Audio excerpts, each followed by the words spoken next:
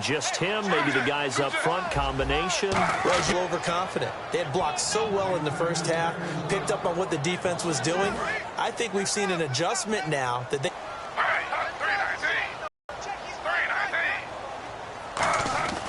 On second down, here's Griffin. Oh, he dropped it. They were looking for him in the middle third. He couldn't catch it. Now third down. Well, partner, the hit sure looks like a simple route, but I think the issue with it is a lot of time when you're making that play, you're actually working your way back inside towards traffic where the big guys are coming from inside out, whether it's defensive ends or linebackers. And a lot of the time, instead of securing the pass, your eyes might stray towards the middle and wonder where the big hit's going to come from. Here's Andy Lee now. He's been terrific so far.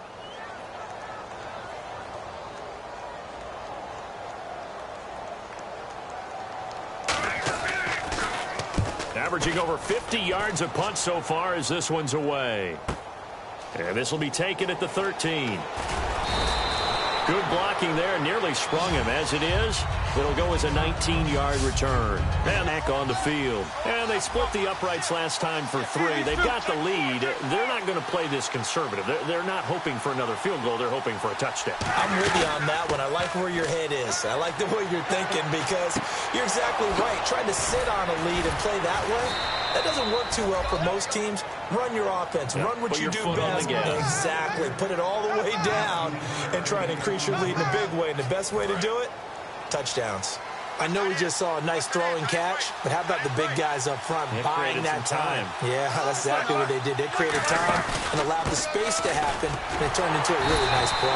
And he's going to be stopped up at about the 47-yard line. Give him a couple on the carry there, 2nd and 8. And after the play on the ground, that brings up 2nd down here. And third quarter here, you've got the lead. This is where that strong run game can really benefit you. Stayed in bounds there, kept the clock going. I like all the points you just made there. And if you throw the football and it's incomplete, now you've stopped the clock and you've helped out the guys on the other side of the ball. So keep it in the hands of those runners. Keep moving it. Keep grinding clock. We know it's not an easy job to go out and catch passes when people are trying to tackle you and knock the ball away. But the bottom line is, that's a pass he's got to have and a pass he should have caught. A nickel back added defensively as they look to stop this 3rd and 8. And that is incomplete. He was looking to hit his running back, Le'Veon Bell, that time. And that's going to make it 4th down. And that was incomplete, but I don't know how much of that falls on the quarterback. He was pressured. Brandon, the rush showed up so fast, the quarterback had no chance to get the ball downfield.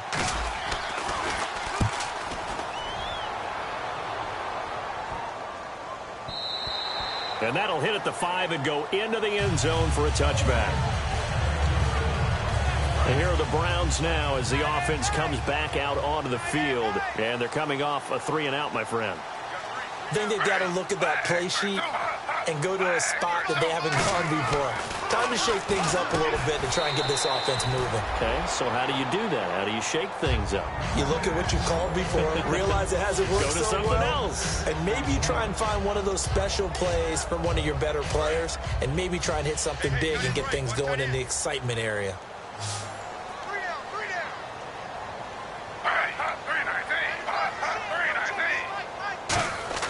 Now Griffin on 2nd down. Incomplete, almost intercepted. They haven't picked him off yet. Would have been a great time for the first, but instead it's 3rd down. Well, he did almost everything right. Excellent coverage, breaks on the football, just unable to haul it in and take it the other way, so he dropped an interception. The key for him now, don't dwell on it, just move on to the next play. From the gun on 3rd down, Griffin finding Gabriel complete.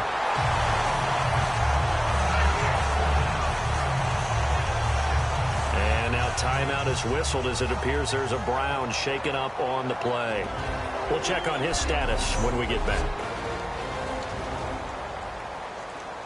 So here we go, 1st and 10 now.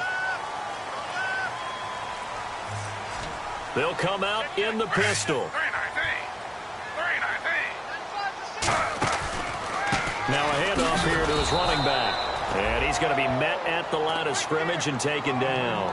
Officially no gain on the play, and it's 2nd down. Well, he was stopped on that play, but he's had plenty of carries all afternoon.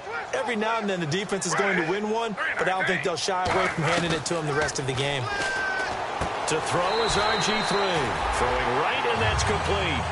It's a 10-yard pickup, and it moves the chains.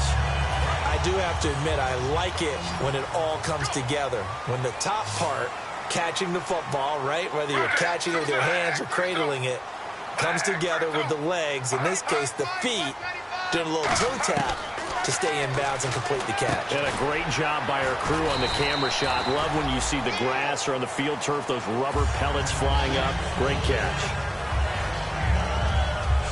3 quarters in the books. We'll return with more after this break. You're watching the NFL on EA Sports. And we're back now here in Cleveland. It's been a very hotly contested game to this point. Just a field goal separating these two teams as we get set for the fourth quarter.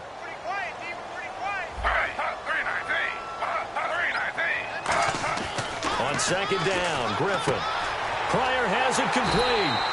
Give him 10 yards on that one, and that'll earn him a fresh set of downs. I know many people like to throw to the tight end, maybe in a little flexed out position because he creates mismatches with his size. The slot receivers do the same thing with their quickness, their speed, and their route running savvy. On first down, Griffin. The throw to the left side, caught by Coleman. They'll get 23 yards there, and it's good enough for a Cleveland first down. And, boy, they had high praise for this rookie receiver when we asked the coaches about him, didn't they? They certainly did, and obviously they liked his measurables, otherwise they wouldn't have brought him onto the team. Height, weight, speed, all of that. But how about what they really said? Competitiveness. That's what they really liked about him. It's his and only his. Now, this will be the 9th play on this drive. It looked like they had something there, but I think that he was thinking about running with the football before he actually hauled it in, and that led to a big drop. This will be caught just inside the 10. It'll be a gain of 8 yards, and that'll bring up a third down. That was a nicely run slant route, and what the receiver's trying to do is make the defender think he's going upfield for a deeper route, and then breaks it off, usually after about 3 to 4 steps, and cuts towards the middle of the field. And now what he's trying to do is use his body to keep the defender away from the football and get the quarterback a really nice target. Now Griffin. He finds Coleman. And he won't have the touchdown, but he will have the first down as he's tackled at the 2. Well, they've had a great, impressive drive going here, and that pickup ensures the drive continues. And not only do you continue the drive, which is demoralizing for the guys on the defensive side of the ball right now, but you make your own defense happy. They're able to get a little more rest over on the sidelines while this one continues downfield. That's going to go as a loss of a yard, and it'll be second down. And a really long drive here, and it goes on and on. Possible run anticipation here as the D-line sandwiches together. Now they'll run it on the toss. And he's in. Touchdown, Browns. A great play there with his second touchdown of the game, number 7 on the year. And the Browns have moved out in front here in the fourth quarter. He's given him a little jolt, just gave him the lead there, but 2 TDs now in the game. And that jolt puts them in the lead. What a terrific job by him. He is carrying the ball and simply saying, I want to win. And now he's hoping his defense has that mentality as they try to hang on to that lead. The Browns kicking team out there now as they'll send this one away. This one taken just inside the 10. And a nifty return there as he's all the way up past the 40-yard line. And when you're facing a deficit on the scoreboard, you're just looking for something to get you right back into the game, and that's the spark that they were looking for. They got it with that big return. And Pittsburgh getting set to take the field. And they'll be looking to avoid what happened last time, which is punting the football. But when you look at how teams play the game, that complementary football comes into play. How do I take care of my defense? How do I take care of my offense? Well, the defense is taking care of them in a lot of ways. Now it's time for the offense to jump things up and help their defense out. Give them a little bit of rest. Yeah, time for them to give them a rest. Took the words right out of my mouth.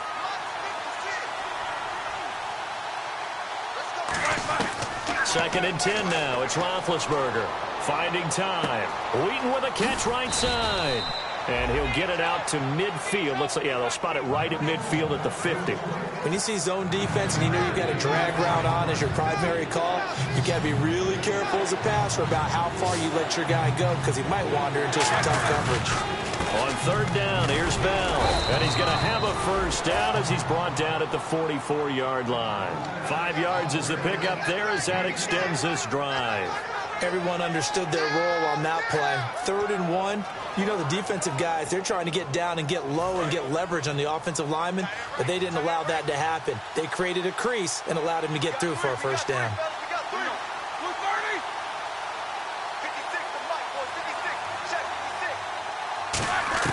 On 1st and 10, it's Roethlisberger. And to the left side here, Wilson. And into the end zone. Touchdown, Pittsburgh. Luke Wilson with his 2nd TD of the game, his 6th on the year. And the Steelers have taken the lead here in the 4th quarter. And how about that giving us our 5th lead change of the game? It's been back and forth. No doubt about it. And right now, they're ahead, but they can't relax at all because if we've had 5 lead changes, I'm kind of betting on a 6th. Yeah, we might see a 6th.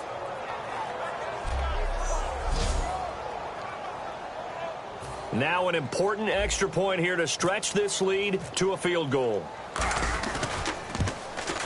He's got it, and this is indeed up to a 3-point lead.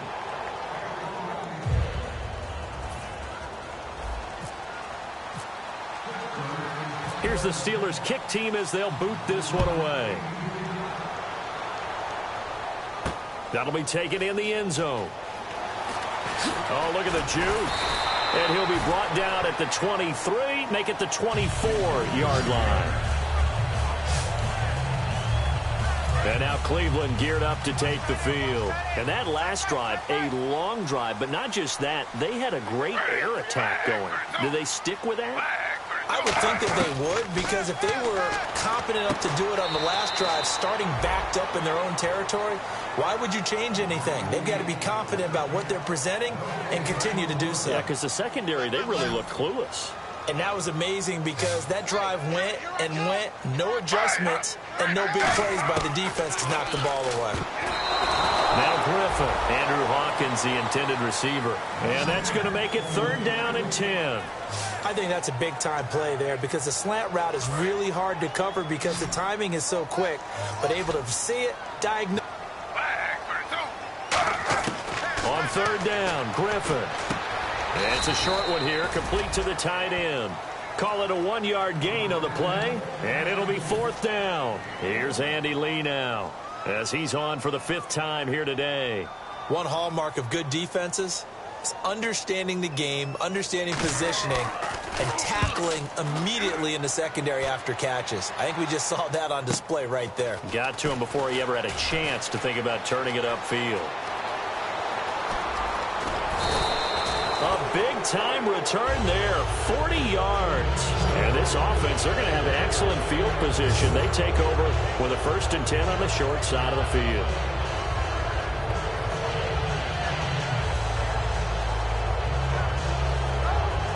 And Pittsburgh getting set to take the field. And that recipe on their last drive that resulted in a touchdown looked pretty good, so they'll be hoping to do that once more. And it takes me back to when we sat with the offensive coordinator and the head coach. They felt pretty good about their game plan and thought there were some holes in the defense, and they exploited them the last time out. Let's see if they can come back and put together a similar drive. And we'll see if they can do just that. Demario Davis there on the stop. And the evidence shows last week's game, it's really leaked into a second game now, Charles. What do you think of this? And it's a surprise, isn't it? Because when we spent time watching them practice, talking with the coaches, they felt like a bounce back was going to happen this week. They were very confident in the game plan, thought the defenses they would see would present great opportunities for big-time runs. We're not getting that so far. I don't know if it's the game plan or if they're just being overwhelmed by the defense they're facing. Time for a break. We're back to see what happens after this. So the Steelers with the football as we get you reset. They face a 2nd down, but they are in field goal range. On 2nd down, here's Roethlisberger. Brought in by Wheaton. And now a timeout called defensively by the Browns. It's just their first. They've got 2 more to use here in the final stages.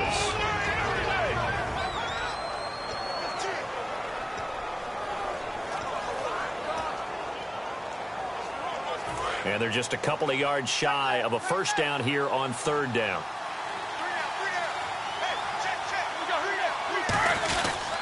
Now Roethlisberger going to hand to Bell. And he will have a first down at about the 21-yard line. And now the Browns are going to take another timeout. That'll leave them with just 1 remaining in this 4th quarter of play.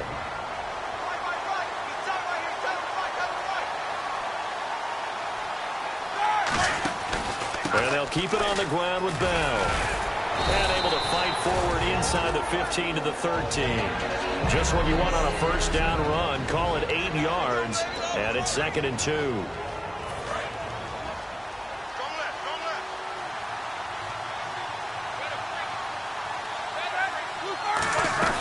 On 2nd down, it's Bell. And he's brought down just outside of the 10 at the 11. 2 yards on the pickup there, but it's enough to give him a new set of downs. Tough day, tough sledding right there, and it's been that way the entire game. Not a whole lot of room to ramble for him. Yeah, you're right. It's been that way all afternoon. Didn't get a whole lot better there.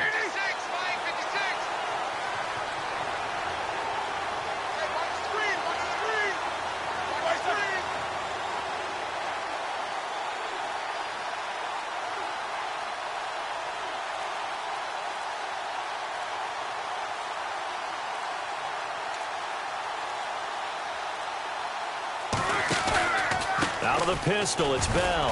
And he is met at the line of scrimmage, and he goes down right there. It's a loss of a yard there, and now 2nd down. One thing I know, defensive coaches love it when they don't have to invite their players to the party. This strong safety, you never have to ask him twice to help in run support. He's going to arrive and in a bad mood. They come up with 1 running back. That's Bell.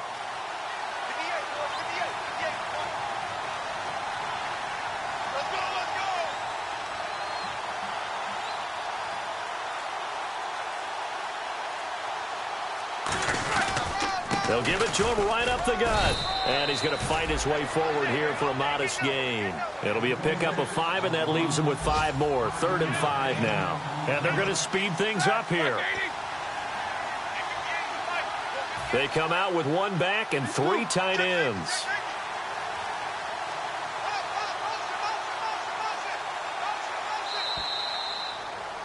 And, you know, every win is sweet, and I'm sure everybody enjoys a huge victory, but sometimes only winning by 1 score, 2 scores, a field goal, that can feel pretty satisfying too. Without a doubt, because now you know that your team responds in critical pressure-packed situations. As a coach, as an organization, that makes you feel awfully good. So for Pittsburgh, they continue to put themselves in position for a first-round bye as they move to 8-2. And they'll have another road date next week with the Indianapolis Colts. Meanwhile, for the Browns, they've fallen out of things now as they sink to 3-8. And they will be at home next week to take on the New York Giants.